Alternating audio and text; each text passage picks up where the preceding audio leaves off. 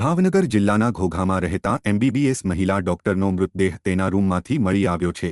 બનાવને પગલે પોલીસ અને મામલતદાર ઘટના સ્થળે દોડી ગયા હતા। ભાવનગર જિલ્લાના ઘોઘામાં રહેતા એમબીબીએસ ડોક્ટર શીતલબેન ઉંમર 43નો મૃતદેહ તેના રૂમમાંથી જ મળી આવ્યો હતો। શીતલબેન ઘોઘાના સીએચસી હોસ્પિટલમાં ફરજ બજાવતા હતા। બનાવને પગલે પોલીસે મૃતદેહને હોસ્પિટલ ખાતે પીએમ અર્થે ખસેડી આગળની તપાસ હાથ ધરી છે। જો કે પીએમ રિપોર્ટ આવ્યા બાદ મૃત્યુનું કારણ બહાર આવશે।